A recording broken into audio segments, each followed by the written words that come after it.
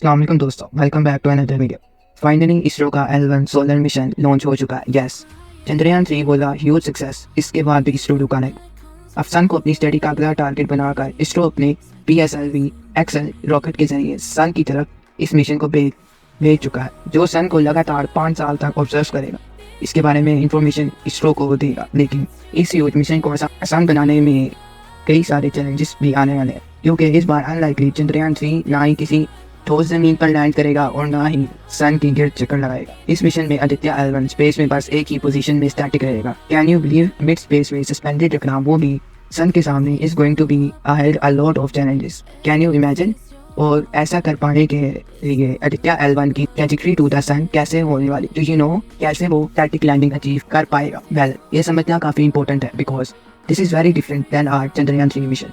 Also guys, क्या आपको ये भी पता है कि आदित्य L1 मिशन का मेन ऑब्जेक्टिव क्या है? अगर इसे भारत ने सक्सेसफुली कर लिया तो भारत का क्या नाम होगा?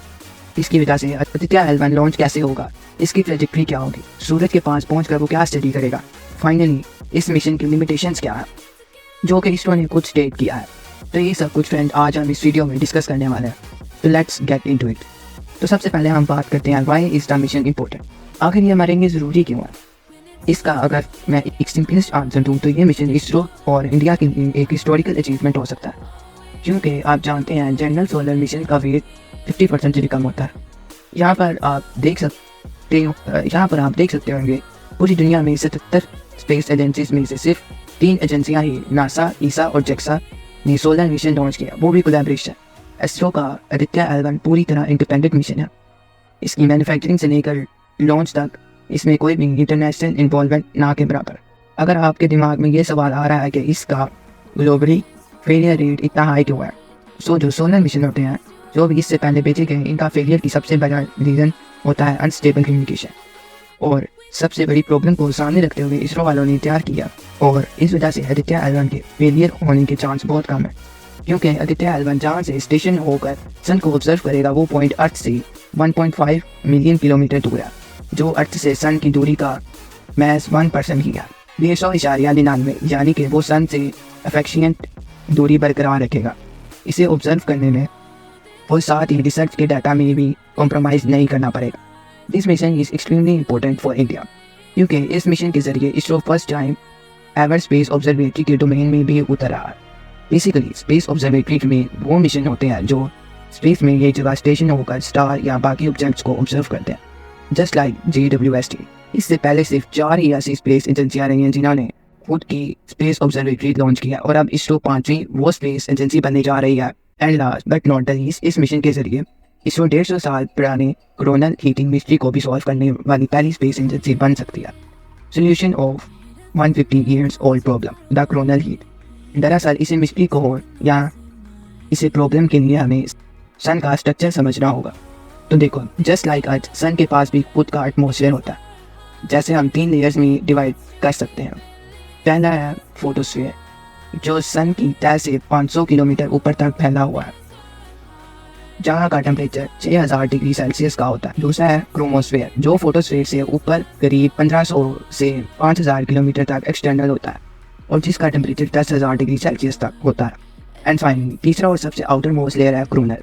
इस लेयर की थिकनेस इतनी होती है कि इसमें हमारी ज़मीन जैसी 400 और ज़मीनें फिट हो सकती हैं, और इसका टेम्परेचर भी बाकी दोनों लेयर्स की निस्बत 100 गुना से ज़्यादा, करीब 1 मिलियन डिग्री सेल्सियस होता है।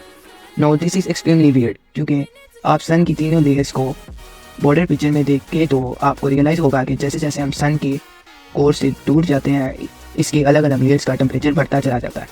यानी कि हमने थर्मोडाइनमिक में जो अब तक सीखा है कि हीट सोर्स से दूर जाने पर सिस्टम का ग्रेजुअली टेम्परेचर घटता जाता है, राइट? ये कॉमन सेंस है, लेकिन सन के साथ सबसे बाहर वाले layer corona for some weird reason अंदरूनी क्रोमोस्फेयर और फोटोस्फेयर वाली लेयर से अनबिलीवेबल ज़्यादा गर्म है, और इस मिस्ट्री यानी उलझन को साइंटिस्ट कोरोनल हीटिंग प्रॉब्लम कहते हैं, जिसे समझने के लिए पिछले 60 सालों से नासा और 20 से भी ज़्यादा सोलर मिशन कंडक्ट किया, और आज तक इस फिनोमिना की कोई एक्यूरेट एक्सप्लेनेशन हमारे पास नहीं है।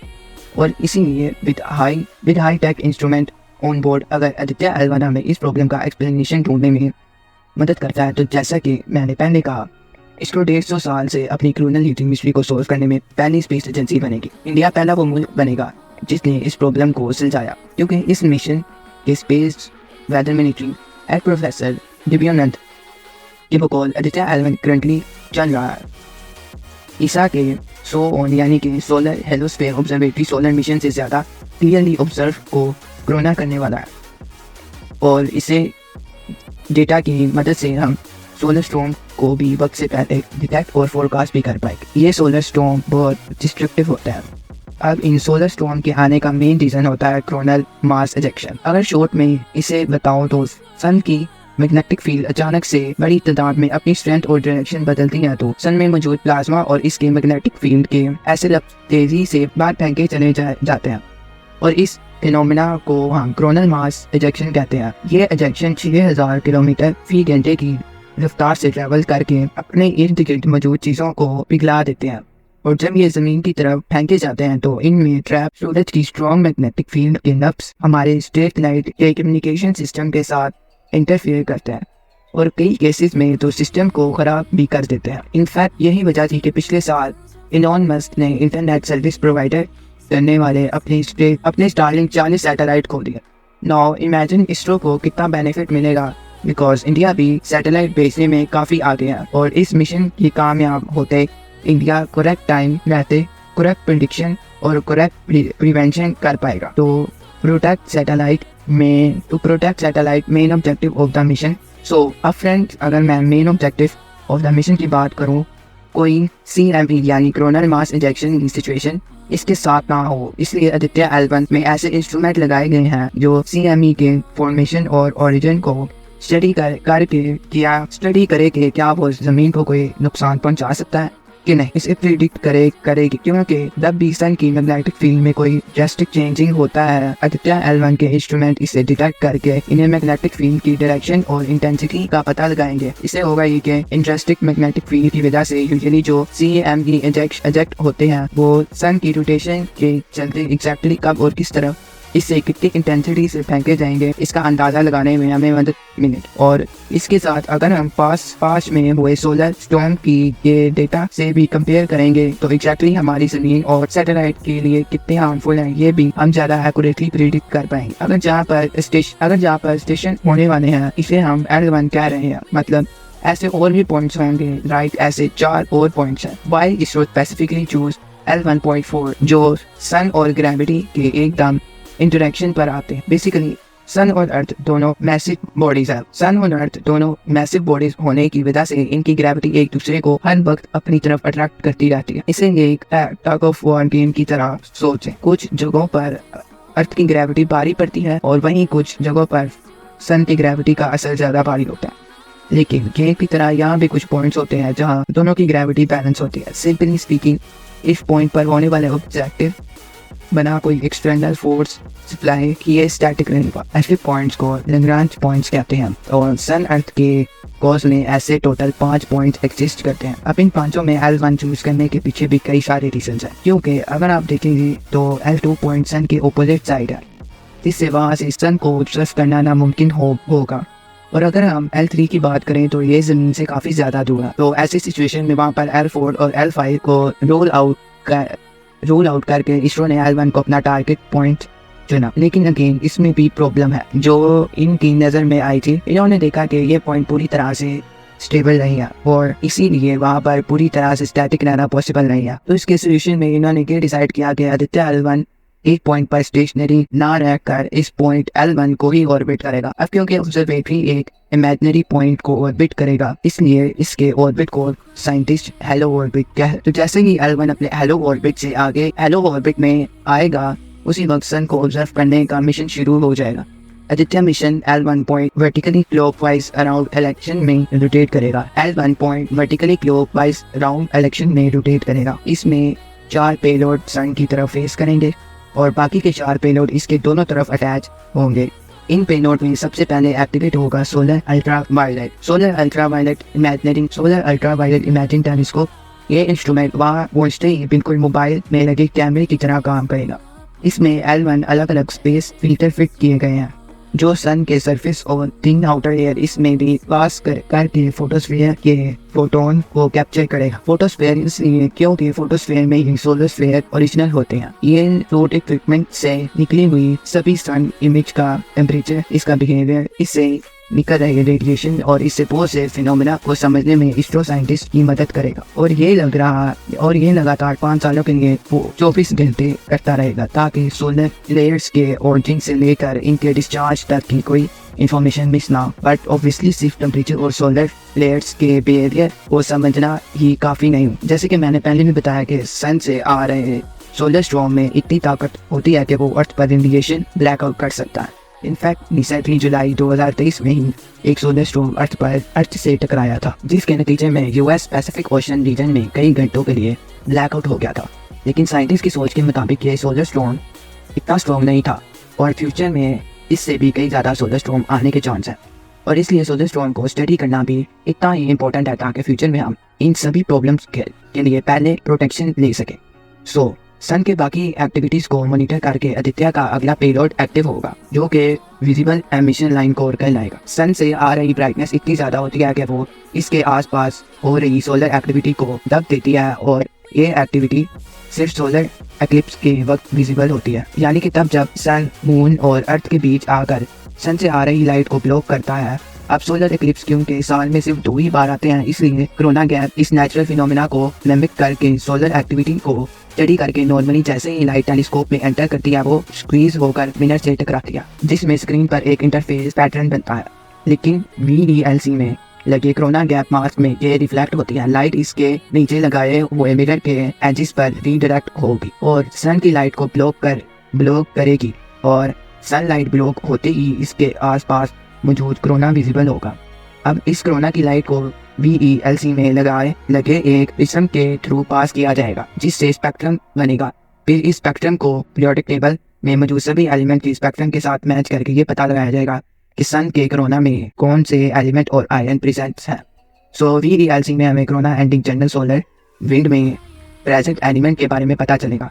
नेक्स्ट, वो कितनी एनर्जी से स्पेस में ट्रैवल करते हैं, इसकी इंफॉर्मेशन आइडेंटिटी आदित्य में लगे दो solar instrument, Aditya solar wind particle experiment, plasma analyser package for Aditya में मिल कर देंगे। ये दोनों इंस्ट्रूमेंट सोलर विंड में मौजूद energetic ions like electron, proton and इनमें हो रही एनर्जी डिस्ट्रीब्यूशन को स्टडी करेंगे। इनमें से एस्पेक्ट्स में 2 और इंस्ट्रूमेंट हैं। पहला, low energy particle detector SWIS, यानी कि सोलर विंड आयन स्पेक्ट्रम, और दूसरा high energy particle detector STEPS। तो होगा ये कि ये दोनों इंस्ट्रूमेंट सोलर विंड से आकर पार्टिकल्स को कलेक्ट करेंगे और फिर इनमें लगे एनालाइजर की मदद से हाई स्टेप एनर्जी पार्टिकल को एनालाइज करके ये बताएंगे कि इनकी वेलोसिटी क्या होगी, जिससे वो सोलर विंड अर्थ के मैग्नेटोस्फीयर तक पहुंच भी पाएगी नहीं, इसके बारे में भी मालूमात फराहम करेंगे। और बिल्कुल एस्पेक्ट्स की तरह ये PAPA यानी plasma analyser package for Aditya में भी 2 इंस्ट्रूमेंट लगे हुए हैं। पहला, solar wind electron energy probe और solar wind ion composition analyser. इनमें स्वीप इलेक्ट्रॉन एनर्जी स्पेक्ट्रम को डिटेक्ट करेगा और स्पीकर पॉजिटिवली चार्ज आयन का एनर्जी स्पेक्ट्रम डिटेक्ट करेगा। So to sum it up ASPEX और PAPA ये दोनों पेलोड सोलर विंड की डायरेक्शन को प्रेडिक्ट करेंगे। लेकिन as we all know, solar wind में सिर्फ पार्टिकल्स ही नहीं होते बल्कि सोलर मैग्नेटिक फील्ड को डिटेक्ट करने के लिए इसमें advance try axial high resolution digital magnetometer install किया गया, जो मैग्नेटिक फील्ड की स्ट्रेंथ और डायरेक्शन को डिटरमाइन करेगा। इसलिए इसमें XYZ मैग्नेटोमीटर में प्रेशर डिमेंशन सेंसर लगाए गए हैं, जो कि फिनोमेना में हॉल इफेक्ट पर बेस्ड है। इस हॉल इफेक्ट को समझने के लिए आप इमेजिन करो कि आप सड़क पर खड़े हो, तेज हवा चल रही है, और जब आप इस तेज हवा की ऑपोजिट डायरेक्शन में चलने की कोशिश करोगे तो आपको एक साइड पुश सा फील होगा, क्योंकि वो तेज चलती हुई हवा आपको इसी डायरेक्शन में पुश करेगी। और ऐसा ही कुछ इलेक्ट्रिसिटी के साथ भी होता है। जब वो किसी कंडक्टर से फैलो होती है, यहाँ पर हवा का काम मैग्नेटिक फील्ड करती है, और हमारी जगह यहाँ पर है इलेक्ट्रिसिटी। तो जैसे ही इलेक्ट्रिसिटी कंडक्टर में फ्लो करती है, मैग्नेटिक फील्ड के कांटेक्ट में आएगी, तब इसे पुश मिलेगा जो वोल्टेज जनरेट करेगा। इस वोल्टेज की मदद से ये समझा जा सकता है कि मैग्नेटिक फील्ड की स्ट्रेंथ क्या है और वो कौन से डायरेक्शन में ओरिएंटेड है। आदित्य L1 में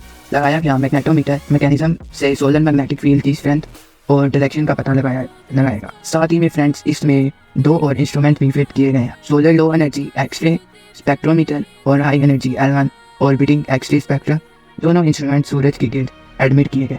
एक्सरे को कैच करके इनमें मौजूद डिटेक्टर्स की तरफ भेजे गए। ये डिटेक्टर्स एक्सरे को एनर्जी लेवल के हिसाब से अलग अलग कलर्स में डिवाइड करके इसका एक मैप बनाएंगे और ये एक्सरे मैप सन पर मौजूद एनर्जेटिक प्लेसेस लाइक सन का एटमॉस्फेयर सबसे ज़्यादा हॉट कहाँ है और कहाँ पर बड़े बड़े सोलर फ्लेयर्स हो सकते हैं, इसे डिटेक्ट करने में मदद करेगा। यानी कि all in one all Aditya L1 सन और इसमें हो रही एक्टिविटी का एक ऑलमोस्ट कंप्लीट पिक्चर रहेगा। ऑलमोस्ट इसीलिए क्योंकि इसरो ने खुद अपने इस मिशन की कुछ खामियां इनलिस्ट की हैं, बट इसरो के हिसाब से हमारे PSLV रॉकेट की लिमिटेड प्लानिंग कैपेसिटी की वजह से इसमें फिर भी कई सारे करंट इंस्ट्रूमेंट के बड़े और एडवांस वर्जन और इनके साथ ही कुछ और इंस्ट्रूमेंट जो काम आ सकते हैं वो आदित्य L1 में नहीं फिट किया जा सकता। सेकंड सिंस आदित्य L1 अपने सारे मेजरमेंट सिर्फ एक ही लैग्रांज पॉइंट L1 से करने वाला है, सो टेक्निकली वो सिर्फ इन्हीं सोलर फ्लेयर, सोलर विंड और CME को स्टडी कर पाएगा जो जमीन की तरफ आएंगे। जबकि अगर one of the main objective ये है कि हमें जमीन के गिर्द मौजूद स्पेस का वेदर फोरकास्ट भी करना है, तो लैग्रांज पॉइंट L5 या L4 हमें CMAS का एक ज़्यादा बेटर व्यू दे सकता है। मिसाल के तौर पर इसे ऐसा समझें जैसे कोई गाड़ी आपकी तरफ आ रही है तो आप उसकी स्पीड एक फर्स्ट पर्सन पर्सपेक्टिव से बेटर जज कर पाओगे या फिर एक थर्ड पर्सन पर्सपेक्टिव से। सो राइट, इसलिए अकेले L1 पॉइंट से एकदम एक्यूरेट स्पेस वेदर को फोरकास्ट नहीं हो सकता। और फ्रेंड्स, देन थर्ड और मोस्ट इंपॉर्टेंट चीज जो इसरो ने पॉइंट आउट किया वो कि सूरज के पोल पर जो पार्सिस चलते हैं, इट इज बिलीव कि वो एक मेजर रोल प्ले करते हैं सूरज की मैग्नेटिक फील्ड और इससे जुड़े कोरोनल मास इजेक्शन को पैदा करने में। लेकिन इन पोल की स्टडी करने के लिए सोलर कैप्स को सन के अराउंड एक वर्टिकल ऑर्बिट पे भेजना पड़ेगा, जो टेक्नोलॉजी काफी चेंजिंग है और इसी वजह से किसी से ये नहीं किया और आदित्य L1 इसे नहीं करने वाला। यानी कि अगेन भले ही आदित्य L1 बाकी ये सोलर ऑब्जर्वेटरी से ज्यादा एडवांस और कंपैरेटिवली सूटेबल जगह से सूरज को व्यू करेगा, CME के ऑब्जर्वेशन और स्पेस वेदर फोरकास्ट को एक्यूरेटली प्रिडिक्ट करने के लिए एक और एक वर्टिकली सोलर प्रोब की जरूरत है। And no obviously this does not mean के इसरो ने आदित्य L1 जैसे और भी मिशन प्लान करके रखे हैं, उन सभी को हमें बैक फुट पर डालना चाहिए।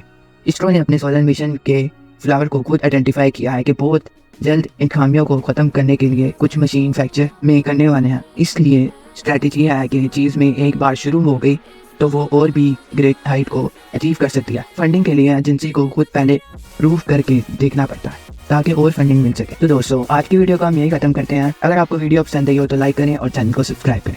Thank you.